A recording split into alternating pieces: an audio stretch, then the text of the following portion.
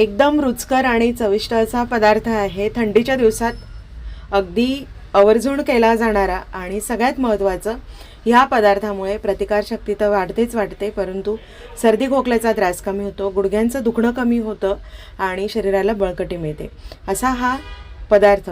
आणि या पदार्थाचं अनन्यसाधारण महत्त्व जे आहे तर ते थंडीच्या दिवसात आहे. हे आहे कुळीदाचे शेंगोळे, हुलग्याचे शेंगोळे. याचं सूप पण केलं जातं आणि शेंगोळे पण केले जातात. तर ह्या ठिकाणी फक्तच कुळीदाचं पीठ आपण वापरलेलं नाही आहे, तर अनेक जे आपले रोजच्या आहारातले पिठं आहेत तर त्या पिठं आपण घेतलेले आहेत. तर प्रत्येकाचं प्रमाण जे आहे तर ते आपापल्या याच्यानुसार, आपल्याकडे कुठले पिठं आहेत त्यानुसार आपण प्रमाण घेणार आहोत. त्याआधी आपण कुळीद कसा तयार करून घेतला आहे. 1 किलो कुळीद ह्या ठिकाणी स्वच्छ धुवून घेतला, कारण त्याला माती ते खूप असतं. निवडून घेतला, वाळत घातला 2 दिवस. वाळल्यानंतर त्याला लालबुंद होईपर्यंत भाजून घ्यायचा आहे, मंद गॅसवर भाजायचा.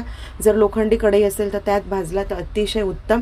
आणि ह्या पद्धतीने भुसभुशीत असा भाजून घ्यायचा आहे, म्हणजे त्याचं पीठ करायला आपल्याला जीवावर जात नाही. म्हणजे ते पीठ जे आहे तर ते रवरवीत पटकन होतं आणि पदार्थ खाण्यासाठी जड राहत नाही, म्हणून तो पदार्थ हलका होतो. आता ह्या ठिकाणी पिठं जी घेतली आहेत, नाचणीचं पीठ घेतलं अर्धी वाटी, 1 वाटी ज्वारीचं पीठ घेतलं आणि 1.5 वाटी गव्हाचं पीठ घेतलं आहे आणि सपाट वाटी कुळीदाचं पीठ घेतलं आहे. आता हे जे पिठं आहे तर ह्या प्रमाणानुसार आपण कुळीदाचं पीठ जे आहे तर ते आपण पाऊण पट घेतलं आहे. 1.5 पट आपण गव्हाचं पीठ घेतलं आहे, 1 पट बाजरीचं किंवा ज्वारीचं पीठ घ्या आणि सपाट कप नाचणीचं पीठ घेतलं आहे. तर याच्यामध्ये तुमच्याकडे जे पिठं अवेलेबल असतील ना तर ते टाकायचे. तर ते पिठं कसे टाकायचे, जर तुम्ही फक्त गव्हाचं पीठ आणि हुलग्याचं पीठ जर घेत असाल तर 1 वाटी आणि 1.5 वाटी असं प्रमाण घ्या. तिखट मीठ मसाले आपल्या चवीप्रमाणे मसाल्यातले रेग्युलर डब्यातले टाका आणि फोडणीसाठी मात्र आपल्याला वेगळं हे करायचं. तर हे पीठ जे आहे तर हे एकजीव एकसंध व्यवस्थित तिखट मीठ मसाले टाकल्याच्यानंतर थोडी कोथिंबीर घाला आणि हे पीठ आपल्याला मळून घ्यायचं आहे. मळताना खूप पातळ करायचं नाही आहे, थिकनेस असा गोळा भिजवायचा आहे. मग याचं तुम्ही शेंगोळे करू शकता, याचे कॉईन तयार करू शकतात किंवा मुटकुळे तयार करू शकतात. तर परंतु कुठल्याही प्रकारे खा, पण अतिशय उत्तम असा हा पदार्थ आहे. तुम्ही जर याची दशमी करत असाल, जर दशमी तुम्हाला करायची आहे, दशमी कोरडी असते, तर त्यावेळेला मात्र तुम्हाला पिठाचं जे प्रमाण आहे कुळदाच्या पिठाचं ते अगदी कमी घ्यायचं आहे आणि ज्वारीचं पीठ आणि गव्हाचं पीठ त्यामध्ये जास्तीचं घालायचं आहे, कारण की हा पदार्थ पचण्याला जड असतो. आता ह्या ठिकाणी हे पीठ जे आहे ना तर ते अशा पद्धतीने छान घट्टसर मळून घ्यायचं आहे बरं का. आणि असं घट्ट जर मळलं ना तर मग तुम्हाला वेळ जर नसेल शेंगोळे वळायला तर तुम्ही त्याचे कॉईन पण तयार करून घेऊ शकतात किंवा मग हातावर तुम्ही मुटकळाई तयार करून घेऊ शकतात किंवा शेंगोळे तयार करा. तर अशा पद्धतीने हे पीठ मी दाटसर भिजवलं आहे, थोडं घट्टसर. याला थोडं तेलाचा हात लावून याला मुरू देऊया. 5 ते 6 मिनटं म्हणा किंवा 15 मिनटं तुम्हाला जसा वेळ असेल तसा, पण थोडं तरी याला मुरू द्यायचं आहे. तर अशा प्रकारे हे पीठ मी मुरू देत आहे. अगदी 6 ते 7 लोकांसाठी एवढं पीठ पुरेसं होतं, कारण की हा पदार्थ खाण्याला जड असतो. आणि पुढच्या ज्या गोष्टी आहेत त्या तर मी सांगतेच तुम्हाला. जर तुम्ही याची दशमी करत असाल तर आता आपण जे याला उकळण्यासाठी ठेवणार आहोत, म्हणजेच याच्यासाठी जे आपण सूप तयार करणार आहोत, तर त्याच्यासाठी मिरच्या घेतल्या आहेत, अद्रक लसूण तुमच्या आवडीप्रमाणे मिरची तुम्ही कमी जास्त करू शकतात, कोथिंबीर घेतली आहे, 1 छोटा कांदा कट करून घेतला आहे, जिरं मोहरीची फोडणी घालायची आहे आणि ह्या ठिकाणी कांदा आधी परतून घ्यायचा आहे. जर तुम्हाला कांदा नसेल टाकायचा, नाही टाकला तरी चालतो. आणि कढीपत्ता, जे आपले रोजचे मसाल्याचे जे पदार्थ आहेत किंवा आपण जे भाजीत वापरतो ते सगळं टाकायचं आहे. चवीप्रमाणे आधी कांद्यामध्ये मीठ घाला, म्हणजे कांदा पटकन भाजतो आणि चवीला छान लागतो. मीठ टाकण्यामागचा दुसरा उद्देश हा असतो की कांदा जेव्हा आपण असे पातळ पदार्थ डायरेक्ट खाण्यासाठीचे जे करतो तर त्याच्यामध्ये कांदा जो आहे ना तर तो गुळचट लागत नाही, म्हणून मीठ घालायचं असतं. मिठामुळे चव छान होते कांद्याची. आणि आता आपण हिरवी मिरची, अद्रक लसूणची पेस्ट जी आहे तर ती करून घेतली, ती टाकून घेतली आहे. आणि चवीप्रमाणे हळद, मीठ, तिखट, तुम्हाला तिखट कसं हवं आहे. या ठिकाणी बेडगी मिरचीचं तिखट घेतलं आहे, अर्धा चमचा, 1 चमचा धणेजिरे पूड घेतलेली आहे. आणि जर तुम्ही ह्या पदार्थाच्या दशम्या वगैरे जर करत असाल तर दशमी करत असताना याच्यामध्ये ज्वारीचं पीठ आणि गव्हाचं पीठ थोडं प्रमाण जास्त ठेवायचं आणि कुळीदाचं पीठ थोडंच घ्यायचं, म्हणजे ती कोरडी असते दशमी खाण्याला. आणि हे जे शेंगोळे किंवा आपण कुळीदाचं सूप करतो, हुलगं करतो, तर माडगं म्हणतो आपण त्याला, तर ते पातळ असतं म्हणून ते पचायला हलकं असतं. आणि चवीप्रमाणे आता मीठ टाकून घेतो आहे. पण हा पदार्थ जर तुम्ही खाल्ला ना हिवाळ्यात, तर गुडघ्यांचे कडकड आवाज येणं जे आहे त्रास कमी होतो. आणि आता पीठ आपलं छान मळून झालेलं आहे, मुरून झालेलं आहे. आणि आता आपण 3 भागात त्याला डिवाईड करून याला तुम्हाला दाखवते मी शेंगोळे कसे करायचे किंवा मुटकुळे कसे करायचे. तर मी ह्या पद्धतीने याचे शेंगोळे तयार करून घेत आहे. तर शेंगोळे आवडतात मुलांना आणि हे जे आहे तर आपल्या हाताच्या घर्षणाने पदार्थ छान होतो, मळला जातो आणि चवही छान येते पदार्थाला. जर तुम्हाला वेळ नसेल तर तुम्ही याची जाडसर पारी करून त्याचे जर कॉईन पाडून घेतले एखाद्या बुशने म्हणा किंवा मग गोल कटरने, तर तसंही चालतं.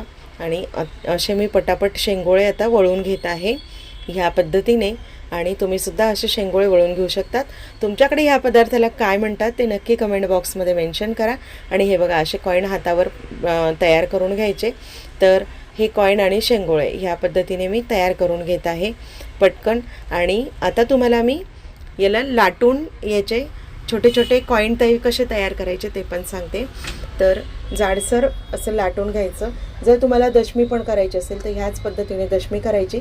खूप बारीक दशमी करायला जायचं नाही, नाहीतर कडक होते. आणि माझ्याकडे हे गोल कटर आहे, तर ह्या कटरने मी असे कॉईन तयार करून घेत आहे. हे पण कॉईन तयार करून घेतले तर ते चकोलीसारखे छान होतात. काजूच्या आकारात करा किंवा गोल करा, अशा पद्धतीने लेकरांना जसे आवडतील त्या पद्धतीने तुम्ही हे तयार करून घेऊ शकतात. आणि वेळेनुसार पदार्थ ठरवायचा, मात्र चव छान असली पाहिजे. मी सांगितलं त्या पद्धतीने प्रमाण घ्या, त्या पद्धतीने करा. तुम्ही शेंगोळे करा, कॉईन करा, मुटकुळे करा किंवा असे छोटे छोटे हातावरचे मुटके केले तरी चालतं. कसंही केलं पदार्थ रुचकर आणि खायला छान असला पाहिजे. हिवाळ्यात मात्र आवर्जून खाल्ला गेला पाहिजे. गावाकडे तुम्हाला सांगते तर याच्या अगदी आपले गुरंढोरं जे असतात तर हिवाळ्यात याची गोची करून खाऊ घातली जाते, याचे लाडू करून खाऊ घातले जातात. तर नांगरटीचं काम चालू असतं त्यावेळेस बैलांना हा खुराक असतो, कारण की त्यांचे हाडं दुखायला नको. आणि आपण हा पदार्थ जर खाल्ला, रक्त पातळ व्हायला मदत होते, हृदयाचे विकार कमी होतात. आणि सगळ्यात महत्त्वाचं, हिवाळ्यात होणारा सर्दी खोकल्याचा त्रास याच्यापासून जातो म्हणजे जातो. पारंपरिक अगदी पणजी आजी यांच्यापासून चालत आलेला हा प्रकार आहे, पदार्थ आहे. तर अशा प्रकारे कॉईन आणि शेंगोळे तयार करून घेतलेत. बघा ह्या पद्धतीने जाडबारीक कसेही करा, फक्त चव मात्र छान आली पाहिजे. पाण्याला दणकण उकळी आलेली आहे. आणि याच्यामध्ये सोडत असताना जे पाण्याला उकळी तर आलीच आहे, परंतु गॅस आपल्याला फुल ठेवायचा आहे. आणि 2-2, 3-3 आपल्याला शेंगोळे सोडायचे आहेत, कारण की पाणी लागलीच गार व्हायला नको. जर पाणी पटकन गार झालं तर मग शेंगोळे विरघळायला लागतात आणि पदार्थ जो आहे तर तो पिठाळ होतो. म्हणून एक 10-10 सेकंदाच्या 30-30 सेकंदाच्या अंतराने आपल्याला शेंगोळे सोडून घ्यायचे आहेत, जेणेकरून पाण्याचं जे टेम्परेचर आहे तर ते व्यवस्थित पाण्याचं टेम्परेचर मेंटेन राहील त्याच्यामध्ये. आणि शेंगोळे जे आहे ते थिजणार नाहीत किंवा हिवळणार नाही आणि पदार्थ तो गिळगिळ होणार नाही. नाहीतर काय होतं, जर गार पाण्यात आपण हा पदार्थ टाकला तर तो मोकळा होतो, त्याचं पीठ तयार होतं आणि मग ती खायला मजा येत नाही. आता ह्या पद्धतीने लेकरांना मॅगीसारखं तुम्ही असं करून द्या. अहो, ही मॅगीपेक्षा तर 10 काय 50 पटीने छान असा हेल्दी पदार्थ आहे. म्हणून संध्याकाळी मिक्स पिठाचे शेंगोळे, जर तुमच्याकडे हुलग्याचं पीठ नसेल तर तुम्ही असे सुद्धा शेंगोळे करून खाऊ शकता. थंडीच्या दिवसात असा फुरफुर मस्त रपरप खाणारा पदार्थ जर रात्रीचा असला संध्याकाळी तर खूप छान मजा येते. आणि गुलाबी थंडीत असे पदार्थ खाल्लेच गेले पाहिजे. आणि अजून नवनवीन ज्या रेसिपी आहेत थंडीशी संदर्भात त्या आपण अपलोड करतोच आहे. त्याआधी आवळ्याची रेसिपी अपलोड केलेली आहे. आवळ्याचा सीझन आहे, आवळ्याचे अनेक पदार्थ टाकलेले आहेत. आणि अशा पद्धतीने शेंगोळे आपले तयार होत आहेत. आता हे जे आहे एकदा चाळून झाल्याच्या नंतर याला मीडियम गॅसवर उकळू द्यायचं आहे. शेंगोळे टाकल्या मीडियम गॅसवर याला उकळू द्यायचं आहे. ह्या पद्धतीने कडकपणा शेंगोळ्यात जाणवला की थोडा मीडियम गॅसवरून पुन्हा थोडा मंद गॅसवर करायचा आणि 15 ते 20 मिनटं छान शिजू द्यायचं. झाकण ठेवायचं, फुल झाकण ठेवायचं नाही. अशा पद्धतीने खळखळ छान उकळी येऊ द्यायची, शेंगोळे छान शिजू द्यायचे आणि शिजल्याच्या नंतर मात्र मग खायला घ्यायचे. अर्धवट शिजले तर पोटात दुखायचा त्रास होऊ शकतो एखादी वेळेस. म्हणून पूर्णतः रेसिपी व्यवस्थित शिजू द्या, पदार्थ शिजू द्या आणि मग खायला घ्या. अशा पद्धतीने घट्ट झाल्यावर छान प्लेटमध्ये काढा. लोणच्यासोबत शेंगदाण्याचं तेल असेल तर वरून शेंगदाण्याच्या तेलाची धार लावा. अतिशय उत्तम आणि मस्त फुरकेदार थंडीचा हा पदार्थ तुम्हाला कसा वाटला? आवडला असेल तर लाईक करा, शेअर करा. चॅनलवर नवीन असाल तर प्लीज चॅनलला सबस्क्राईब करा. आणि आपण कुठल्या शहरातून कुठल्या विभागातून पाहतायत ते कमेंट बॉक्समध्ये नक्की मेन्शन करा. आणि तुम्हाला हा थंडी स्पेशल पदार्थ कसा वाटला ते पण अभिप्राय मला नक्की कळवा. चॅनलला लाईक करा, शेअर करा आणि सबस्क्राईब करा.